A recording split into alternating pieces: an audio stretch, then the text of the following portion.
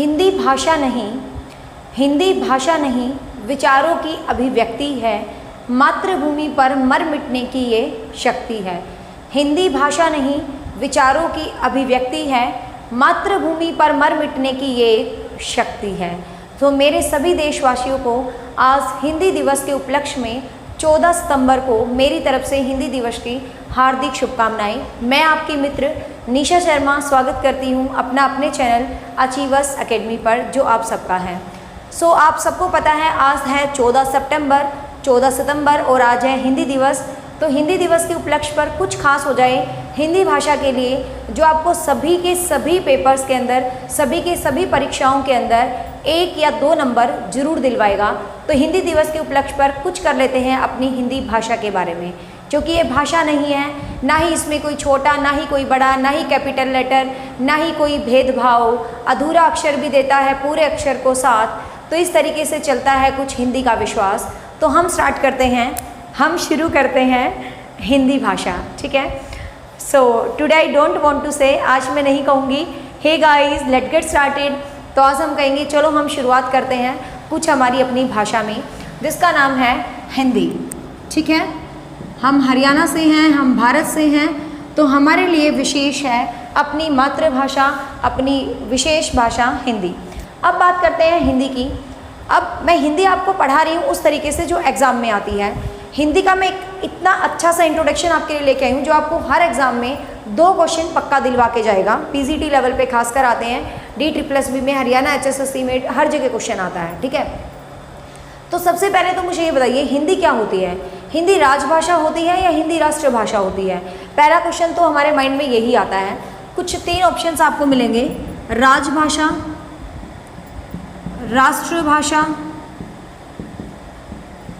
राज्य भाषा। क्या है भाई हिंदी? हिंदी राजभाषा है, हिंदी राष्ट्रभाषा है या हिंदी राज्य भाषा है? अब बहुत सारे बच्चों का क्वेश्चन है कि हिंदी तो जी राष्ट्रभाषा होती है, मोस्टली स्टूडेंट्स को लगता है हिंदी राष्ट्रभाषा होती है। बट सुनिए बच्चे, राष्ट्रभाषा वो होती है जो किसी भी राष्ट्र में बहुत बड़े लेवल पर बोली जाती है, वो राष्ट्रीय भाषा होती है।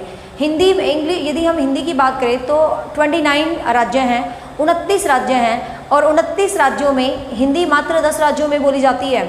उत्तराखंड को भी अब झारखंड वगैरह संस्कृत बोलने लगे हैं। तो बेसिकली 9 गिने चुने मेन राज्य रह गए जहाँ पर हिंदी वगैरह बोली जाती है, जैसे यूपी, बिहार, हरियाणा। तो ये जो जगह हैं पर्टिकुलर जहाँ हिंदी बोली जाती है, बहुत जगह हिंदी नहीं बोली जाती। तो जब हिंदी इतने राज्यों में बोली ही नहीं जाती, तो हम कैसे कह सकते हैं कि हिंदी हमारी राष्ट्रभाषा है? तो बच्चे ध्यान रखना, हिंदी हमारी राष्ट्रभाषा नहीं है, ठीक है। सही बताएं तो भारत की कोई राष्ट्रभाषा ही नहीं है, क्योंकि हिंदी को राष्ट्रभाषा का दर्जा मिला हुआ ही नहीं है। अब आता है राज्य है या राज है, ये 2 शब्दों को थोड़ा सा ध्यान से देखना। राज्य भाषा मतलब राज्य की भाषा, हमारे राज्य की कोई भाषा नहीं है, तो हिंदी राज्य भाषा भी नहीं है। हिंदी क्या है? राजभाषा। सही मायने में तो हिंदी संपर्क भाषा है, लेकिन सही ऑफिशियल आप यदि एग्जाम में क्वेश्चन आता पूछे हिंदी क्या है, तो आप आंसर टिक करेंगे बच्चा, हिंदी राजभाषा है। हिंदी क्या है? हिंदी हमारी राजभाषा है, ध्यान रखना। अब हिंदी हमारी राजभाषा कैसे बनी, क्या है? तो आज का ही दिन था 14 सितंबर, बस ईयर थोड़ा सा अलग था, 1949, 1949। पता नहीं है इंग्लिश कमबख्त क्यों मुँह से आ जाती है, आज तो सिर्फ हिंदी ही बोलना चाहिए। वैसे देखा जाए तो हमारे देश में हिंदी सुनने के लिए नंबर 2 को प्रेस करना पड़ता है, और 90% लोग इंग्लिश में हस्ताक्षर करते हैं। तो दुविधा है मेरे देश की कि उस देश की राजभाषा हिंदी है, ठीक है। तो 14 सितंबर 1949 में हिंदी को राजभाषा के रूप में संविधान ने स्वीकार किया था। होता क्या है आपको पता, वो जो टाइम था अंग्रेज़ों का टाइम था, जब कॉन्स्टिट्यूशन लिखा जा रहा था, संविधान जो हमारा लिखा जा रहा था, तो उस टाइम अंग्रेज़ों से रिलेटेड ही सारा एरिया था, सारा टाइम था। तो संविधान आपको पता है, जो अपना बेसिक कॉन्स्टिट्यूशन लिखा है संविधान, वो इंग्लिश में लिखा गया है, क्योंकि उस टाइम इंग्लिश ही भाषा थी। लेकिन कहीं ना कहीं अंग्रेज़ों की भाषा थी, तो कोई नहीं चाहता था कि वो अंग्रेज़ों की भाषा ही हमारी भाषा बन के रह जाए। इसीलिए संविधान ने कहा कि हम राजकाज हिंदी में करेंगे, और इसीलिए हिंदी को क्या बना दिया गया बच्चे? राजभाषा बना दिया गया। तो क्वेश्चन याद रखना है, हिंदी को राजभाषा का दर्जा मिला 14 सितंबर 1949, और इसीलिए हम हिंदी दिवस मनाते हैं आज, यानी कि 14 सितंबर। Got it? बट आपसे पूछ लिया जाए विश्व हिंदी दिवस, बहुत इंपॉर्टेंट क्वेश्चन है, विश्व हिंदी दिवस कब मनाया जाता है? तो बच्चे विश्व हिंदी दिवस मनाया जाता है 10 जनवरी को। ध्यान रखना, ये भारत का हिंदी दिवस है 14 सितंबर वाला, बट विश्व हिंदी दिवस मनाया जाता है 10 जनवरी को। और विश्व हिंदी दिवस के भी सम्मेलन होते हैं, अब तक आई थिंक 9 सम्मेलन हुए हैं। जैसे होते हैं ना डिफरेंट सम्मेलन, तो ऐसे हिंदी दिवस के भी लिए सम्मेलन होते हैं 10 जनवरी को। इंडिया में सिर्फ 3 बार ऑर्गेनाइज हुए हैं ये, ठीक है, बट इतना important exam point of view से नहीं है। डेट याद करें ना, 10 जनवरी विश्व हिंदी दिवस। अब आते हैं माइंड में क्वेश्चन, ये हिंदी भाषा आई कहाँ से, क्या हिंदी का अस्तित्व है? कुछ चीज़ें समझ लेते हैं हिंदी भाषा को समझने से पहले। एक चीज़ होती है बोली, ठीक है, एक चीज़ होती है बोली, एक चीज़ होती है भाषा, एक चीज़ होती है विभाषा, एक होती है परिनिष्ठ भाषा, ये एग्जाम में आते हैं ऐसे ऐसे क्वेश्चन पीजीटी में। एक होती है संपर्क भाषा, एक होती है राजभाषा और एक होती है राष्ट्रभाषा। सबको 1 बाय 1 समझते हैं, फिर हिंदी पे चलेंगे। सबसे पहले होती है बोली। बोली होती है जो हमारा सिंपल सा कोई भी क्षेत्र होता है, कोई भी अपना एरिया होता है, जैसे पानीपत की अलग बोली, सोनीपत की अलग बोली, हर जगह की अलग अलग बोली होती है। कहते हैं ना 4 कोस पर बदले वाणी, 5 कोस पर बदले पानी, कुछ ऐसी है डेफिनेशन। तो बोली तो पर्टिकुलर क्षेत्र की होती है, लिमिटेड एरिया की होती है, वो बोली कहलाती है, ठीक है। जो लिमिटेड एरिया की होती है वो बोली कहलाती है। फिर बोली से बनती हैं उपभाषाएँ। बोली से क्या बनती हैं? उपभाषाएँ, मतलब भाषा का एक छोटा पार्ट उपभाषा बनती है बोली से। फिर बहुत सारी उपभाषाएं मिलके बनाती हैं भाषा को, ठीक है, बहुत सारी उपभाषाएं मिलके बनाती हैं भाषा। भाषा का ही पार्ट कह दो आप, भाषा का ही सब पार्ट होता है उपभाषा। अब भाषा क्या होती है? जो वाइड लेवल पर बोली जाती है, पूरे वाइड एरिया में जो बोली जाती है वो भाषा कहलाता है। लिमिटेड क्षेत्र में जो बोली जाती है वो बोली कहलाती है। और जो भाषा के विभिन्न रूप होते हैं वो उपभाषा कहलाते हैं। फिर विभाषा। विभाषा क्या होती है? जब किसी बोली के अंदर साहित्य लिखा जाने लगा है, कोई बोली है लेकिन उसके अंदर साहित्य की रचना होनी शुरू हो जाए, जैसे ब्रज भाषा है। ब्रज एक बोली थी जो सूरदास वाली, जो कृष्ण भगवान का साहित्य लिखा हुआ है। ब्रज एक बोली थी, लेकिन उसके अंदर जब सूरदास ने इतना बड़ा महाकाव्य लिख डाला तो वो बोली नहीं रही, वो क्या बन जाती है बच्चे? विभाषा बन जाती है। Got it. फिर है परिनिष्ठ भाषा। परिनिष्ठ भाषा क्या होती है? जिससे व्याकरण कनेक्ट हो जाता है, जो व्याकरण के नियमों से बन जाती है। जैसे खड़ी बोली है तो खड़ी बोली परिनिष्ठ भाषा बन जाती है, क्योंकि वो व्याकरण के नियमों से बन जाती है। फिर संपर्क भाषा, जो हमारे कम्युनिकेशन की भाषा होती है। अब बॉम्बे में जाते हैं बेसिकली मराठी बोलते हैं, कहीं कोलकाता में जाते हैं बंगाली बोलते हैं, कहीं कुछ बोलते हैं। तो एक लैंग्वेज ऐसी होती है जिससे हम कम्युनिकेट कर पाते हैं। आजकल तो वो इंग्लिश हो चुकी है, मतलब उसको बोलते हैं कम्युनिकेशन लैंग्वेज, मतलब संस्कृत संपर्क भाषा। फिर राजभाषा, जो किसी राज्य के कार्य की होती है वो राजभाषा होती है। और राष्ट्रभाषा आपको पता है, जो किसी भी राष्ट्र में पूरे वाइड लेवल पर बोली जाती है वो क्या होती है? राष्ट्रभाषा। अब बात कर लेते हैं कि हिंदी आई कहाँ से है भाई। तो हिंदी शब्द किससे निकला है? सबसे पहले याद रखना, हिंदी शब्द सिंधु शब्द से निकला है, ठीक है। हिंदी शब्द सिंधु शब्द से निकला है। ध्यान रखना, बहुत बच्चे टिक करते हैं कि हिंदी शब्द सिंधु शब्द से निकला है, लेकिन हिंदू से नहीं निकला, ये सिंधु से निकला है। क्यों निकला है सिंधु से? इसके पीछे एक रीज़न है। ये बहुत पुरानी बात है, जब हिस्ट्री का काल होता था, अशोक जो है राजा होते थे, उस वक्त की बातें हैं। तो एक राजा होता है ईरान का राजा, जिसका नाम होता है डेरियस, ठीक है। ईरान के राजा भारत में आते हैं डेरियस, और उसने भारत के कुछ शिलालेख, कुछ पत्थर होते हैं, और उन पत्थर पर उसने एक वर्ड लिखा था सिंधु। तो ईरान के राजा डेरियस ने एक वर्ड लिखा था सिंधु। बेसिकली उसने सिंधु नहीं लिखा, उसने हिंदू ही लिखा था, क्योंकि ईरानी भाषा में जो स है ना, मतलब हम लोग इसको स पढ़ते हैं, बट ईरानी लोग इसको है की तरह ही पढ़ते हैं। तो उसने यही लिखा था, मैं हिंदुस्तान में आ गया, अशोक के राज्य से इंस्पायर्ड होके हिंदू शब्द ही लिखा था उसने, लेकिन हम लोगों ने उसको क्या पढ़ा? सिंधु। तो हमारे लिए क्वेश्चन बन जाता है कि हिंदी किस शब्द से निकला है? हिंदी निकला है बच्चे सिंधु शब्द से निकला है, ठीक है। हिंदी किससे निकला है? सिंधु शब्द से। अब हिंदी आई कैसे? मतलब सिंधु शब्द से तो हिंदी बन गई। फिर हिंदी की जो लिपि है वो देवनागरी है, सबको पता है। देवनागरी लिपि सबसे पहले गुजरात के एक राजा थे जयभट्ट, उनके शिलालेखों पर मिली थी हमें देवनागरी लिपि। अब बात कर लेते हैं लिपि क्या होती है। तो सबको लगता है सिर्फ लिखने का ढंग लिपि होता है।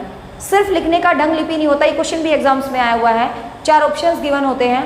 किसी भी चीज़ को चिन्हों के माध्यम से, सिंबल्स के माध्यम से, प्रतीक के माध्यम से जब आप लिखते हो तो वो चीज़ लिपि कहलाती है। जैसे हिंदी में मात्राएं नहीं बनी है, ऊ की मात्रा, आ की मात्रा, तो दिस थिंग कॉल्ड लिपि, तो ये चीज़ कहलाती है, लिपि कहलाती है, ठीक है। अब हिंदी आई कैसे? सबसे पहले थी संस्कृत भाषा, ठीक है। सबसे पहले थी बच्चे संस्कृत भाषा, जो 2 भागों में बटी हुई थी। एक थी वैदिक संस्कृति, वैदिक संस्कृत, और सेकंड थी लौकिक संस्कृत, ठीक है। संस्कृत जो है 2 पार्ट्स में बटी हुई थी, वैदिक संस्कृत और लौकिक संस्कृत। वैदिक संस्कृत जो थी वो वेदों से रिलेटेड थी, मतलब हाई लेवल की संस्कृत थी, जो आम लोगों की पहुंच से दूर था समझना, जिसके अंदर हमारे वेद वगैरह लिखे गए हैं। लौकिक संस्कृत जो आम लोग समझ पाए, वो लौकिक संस्कृत थी। इसके बाद आती है पाली भाषा, जिसमें महात्मा बुद्ध ने ग्रंथ लिखे। फिर आती है प्राकृत भाषा, फिर आती है अपभ्रंश भाषा, फिर आती है अवट भाषा, और इसके बाद आती है हिंदी। क्वेश्चन को थोड़ा सा ध्यान से समझना है, ये क्वेश्चन बहुत आता है। इसको हम बोलते हैं हिंदी का विकास क्रम, कि हिंदी किस क्रम में आगे बढ़ती है। तो सबसे पहले संस्कृत है, ठीक है। सबसे पहले कौन सी है? संस्कृत। संस्कृत के 2 भाग थे, वैदिक और लौकिक संस्कृत। वैदिक वेदों से रिलेटेड थी, लौकिक आम लोगों से रिलेटेड थी। फिर पाली भाषा, जिसमें महात्मा बुद्ध ने अपने सभी ग्रंथ लिखे हैं, पाली भाषा। उसके बाद आती है कौन सी? प्राकृत भाषा, जो जैन धर्म से रिलेटेड थी। प्राकृत भाषा के बाद भाषा आती है अपभ्रंश भाषा, और अपभ्रंश के बहुत सारे टाइप थे, जिसमें अपभ्रंश का टाइप था एक अवट, ठीक है, अवट खड़ी बोली टाइप में, और उससे निकलती है अपनी हिंदी। तो ये हिंदी का क्या है? विकास क्रम है। इस तरीके से हिंदी जो है आगे बढ़ती है। तो एग्जाम में क्वेश्चन आता है हिंदी किसका विकसित रूप है, मतलब हिंदी कहाँ से निकली है, हिंदी किसका विकसित रूप है। तो यदि ऑप्शन में अवट मिले तो आप अवट को टिक कर देना, अदरवाइज आप करेंगे अपभ्रंश, कि हिंदी किसका विकसित रूप है? अपभ्रंश भाषा का विकसित रूप है। ये अपभ्रंश और अवट काइंड ऑफ खड़ी बोली थे, और इसी खड़ी बोली से हिंदी निकल गई थी, जिसका पहला कवि अमीर खुसरो को माना जाता है, जो अलाउद्दीन खिलजी के टाइम में था, ठीक है। तो ये चीज़ आपको सीक्वेंस एग्जाम में पूछी जाती है, आपको इस सीक्वेंस को प्रॉपर याद रखना है। और पूछे हिंदी की जननी क्या है, तो जननी संस्कृत है, क्योंकि जन्म तो संस्कृत से हुआ ना कहीं सभी भाषाओं का, तो जननी संस्कृत है। लेकिन विकसित रूप पूछे तो आप अपभ्रंश करेंगे, हिंदी का विकसित रूप पूछे तो क्या करेंगे बच्चे? अपभ्रंश करेंगे। अब संविधान में क्वेश्चन आता है कौन सा भाग है जिसमें हिंदी का जिक्र है? संविधान का भाग 17, ठीक है, संविधान के भाग 17 में और अनुच्छेद 343 टू 351, इतने सारे आर्टिकल हैं जो हिंदी के बारे में बात करते हैं। संविधान का भाग 17, क्वेश्चन आए ना, हिंदी को राजभाषा किस भाग में माना गया है? तो भाग 17 में हिंदी को राजभाषा माना है। किस अनुच्छेद में हिंदी का जिक्र है? 343 से लेकर 351, इकट्ठा ऑप्शन मिलेगा, नहीं तो सीधा मिलेगा 343 कै, ठीक है। एक ऑप्शन मिलेगा तो 343 मिलेगा। और संविधान में जो भाषाओं का जिक्र है, जो भाषाओं का जिक्र है वो कौन सी अनुसूची में है? 8वीं अनुसूची। देखो संविधान में आपको पता 3 चीज़ें होती हैं, एक तो कॉन्स्टिट्यूशन में पार्ट होते हैं, एक आर्टिकल्स होते हैं, और एक शेड्यूल्स होते हैं। शेड्यूल को बोलते हैं अनुसूची, और अनुच्छेद को हम क्या बोलते हैं? आर्टिकल्स, और भाग को हम क्या बोलते हैं? पार्ट। तो अनुसूची कौन सी है? 8वीं। अनुच्छेद कौन सा है? 343। भाग कौन सा है? 17, ठीक है। संविधान के 17वें भाग में हिंदी को राजभाषा का दर्जा दिया गया है। इन अनुच्छेद में हिंदी का डिस्क्रिप्शन है, और भाषा 8वीं अनुसूची में है।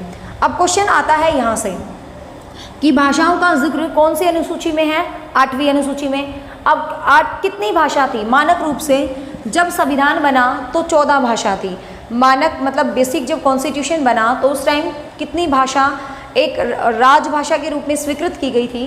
तो 14 भाषाओं को स्वीकृत किया गया था।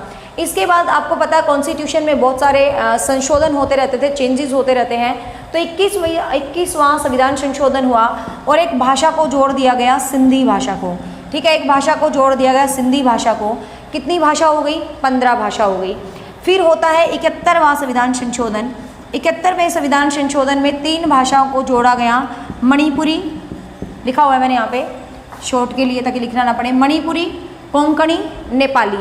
मणिपुरी, कोंकणी, नेपाली 71वें संविधान संशोधन से जोड़ दी गई थी। संविधान में 18 भाषाएं हो जाती हैं, और फिर लास्ट में ये 4 भाषा हैं जिनको राजभाषा स्वीकृत किया गया था लास्ट 2003 में। इसके बाद कोई ऐसी राजभाषा नहीं बनी। बोडो, डोगरी, संथाली, मैथिली। बोडो, डोगरी, संथाली, मैथिली, ठीक है। तो ये क्या है? अपनी ये भाषाएं हैं। तो संविधान में कितनी भाषाएं हैं बच्चे? 22 भाषाएं हैं। मानक रूप से कितनी भाषा थी? 14 भाषा। फिर 21वें संविधान संशोधन से जोड़ा गया सिंधी भाषा को, और 71वें संविधान संशोधन से जोड़ा गया कि MNK याद करना, मणिपुरी, कोंकणी, नेपाली। और फिर लास्ट में जोड़ा गया कौन सी भाषा को, बोडो, डोगरी, संथाली और मैथिली। ठीक है, तो ये ऐसे करके संविधान में कितनी भाषाएं हैं टोटल, प्रेजेंटली आपसे पूछे तो हमें ध्यान रखना है संविधान में 22 भाषाएं हैं। ठीक है, अब बात कर लेते हैं हिंदी भाषा की उपभाषा कितनी है। तो हिंदी भाषा की जो उपभाषा है वो 5 है। ठीक है, हिंदी की जो उपभाषा है वो 5 है। कौन कौन सी? पश्चिमी हिंदी, पूर्वी हिंदी, पश्चिमी हिंदी, पूर्वी हिंदी, बिहारी हिंदी, राजस्थानी और पहाड़ी। ठीक है, तो हिंदी की आपको ध्यान रखना है उपभाषाएं कितनी हैं। हिंदी की 5 उपभाषाएं हैं। कौन कौन सी है बच्चे? पश्चिमी हिंदी, पूर्वी हिंदी, बिहारी हिंदी, राजस्थानी और पहाड़ी। अब इनके अंदर बोलियां हैं कितनी? 18। ठीक है, तो बोली कितनी है? 18। अलग अलग क्वेश्चन है, याद रखना। उपभाषाएं कितनी है? 5। बोलियां कितनी है? 18। कई बच्चे कहते हैं 22 बोलियां हैं। 22 भाषाएं हैं, मतलब राजभाषा है 22 संविधान में जो एक्सेप्ट की गई हैं। लेकिन बोलियां आपसे पूछा जाए तो बोलियां बच्चे 18 हैं। कौन कौन सी 18 हैं? पश्चिमी हिंदी के अंदर 5 आती हैं। कौन कौन सी? खड़ी बोली, खड़ी बोली, हरियाणवी, हरियाणवी, बुंदेलखंडी। मैं 1 मिनट लिख देती हूँ, बहुत सारा टाइम वेस्ट होगा। ठीक है, हिंदी में उपभाषाएं कितनी हैं? 5, और इनके अंदर बोलियां कितनी हैं? 18। कौन कौन सी हैं देखते हैं। यहाँ से भी क्वेश्चन डाल दिया जाता है किस बोली के अंदर कौन सी भाषा होती है। पश्चिमी हिंदी में कौन सी है? खड़ी बोली, खड़ी बोली, हरियाणवी, बुंदेली, कन्नौजी और ब्रज। जो फेमस बोलियां थी ना, जो बहुत फेमस हुई, जिनमें बहुत अच्छा साहित्य लिखा गया, तो वो सभी पश्चिमी हिंदी के अंदर आती है। कौन कौन सी? अगेन आई रिपीट, खड़ी बोली। ठीक है, खड़ी बोली जिसमें साहित्य लिखना शुरू हुआ था, अमीर खुसरो पहला कवि था खड़ी बोली का। हरियाणवी जो हम लोगों की भाषा है, हरियाणवी। ठीक है, फिर बुंदेली जो बुंदेलखंड साइड की लैंग्वेज है, कन्नौजी और ब्रज भाषा जो कृष्ण भगवान से रिलेटेड है, सूरदास के रिलेटेड। तो ये 5 किसके अंदर आते हैं बच्चे? पश्चिमी हिंदी में। तो क्वेश्चन आ जाता है बहुत बार एग्जाम में कि पश्चिमी हिंदी के अंदर कौन सी बोली नहीं आती है, तो आपको याद रखना है ये 5 बोलियां आती हैं किसके अंदर? पश्चिमी हिंदी के अंदर। फिर आते हैं पूर्वी हिंदी। पूर्वी हिंदी के अंदर आती है अवधी, बघेली, छत्तीसगढ़ी। पूर्वी हिंदी के अंदर कौन कौन सी आती है? अवधी, बघेली, छत्तीसगढ़ी। ठीक है, तो सेम सी प्रोनाउंसिएशन है। देखो, अवधी, बघेली, छत्तीसगढ़ी। ई वाली मतलब सेम सा इनका लास्ट की जो मात्रा है, सेम सी प्रोनाउंसिएशन आती है, तो ये पूर्वी हिंदी के अंदर आती है। बिहारी हिंदी के अंदर कौन सी आती है? भोजपुरी, मैथिली, मगही। ठीक है, बिहारी हिंदी में अब ये देखो बिहारी वाली लैंग्वेज लग रही है ना, भोजपुरी फिल्में होती हैं बिहार की, और उनकी हीरोइन का नाम मगही, मैथिली ही होता है हमेशा, मतलब ऐसा ही सा लग रहा है। तो भोजपुरी, मैथिली और मगही याद हो जाएंगी आपको इजीली। फिर राजस्थान, आपको पता है राजस्थान के लोगों को हम क्या बोलते हैं? मारवाड़ी, जयपुरी, मेवाती। जयपुर आपको पता है फेमस है, मारवाड़ी, मेवाती, जयपुरी और मालवी, ये राजस्थानी भाषा के अंतर्गत आती हैं। और पहाड़ी में गढ़वाली, कुमाऊनी, नेपाली। तो लगी रही है ना गढ़वाल वाली भाषा, गढ़वाल, कुमाऊनी और नेपाली, ये किसके अंदर आती है? पहाड़ी के अंदर आती है। ठीक है, ये किसके अंदर आती है? पहाड़ी। अगेन आई रिपीट, पश्चिमी हिंदी में फटाफट याद करो, 5 पाँचों बहुत फेमस वाली होती है। खड़ी बोली, हरियाणवी, बुंदेलखंडी मतलब बुंदेली, कन्नौजी और ब्रज, फेमस। फिर पूर्वी हिंदी में अवधी, बघेली, छत्तीसगढ़, सेम सी प्रोनाउंसिएशन है। फिर बिहारी में बिहार की हीरोइन मगही, मैथिली और भोजपुरी फिल्में बनाते हैं। फिर राजस्थानी में मेवाती, मारवाड़ी होते ही हैं ये, जयपुरी और मालवी।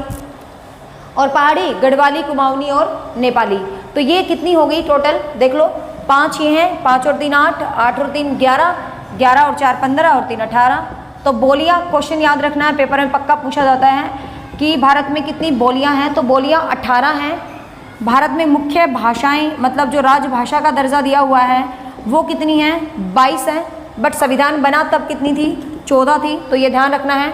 लास्ट में कौन जोड़ा गया था जो संविधान संशोधन 93 के अंतर्गत 4 भाषाओं को, उनको पक्का बोडो जो लास्ट बोलो डोगरी वाली, पक्का उनको आपको याद रखना है। ठीक है, अब लिपि, सबसे लिपि तो आपको पता देवनागरी है, लेकिन सबसे प्राचीन लिपि हिंदी पूछा जाए तो ब्राह्मी लिपि था।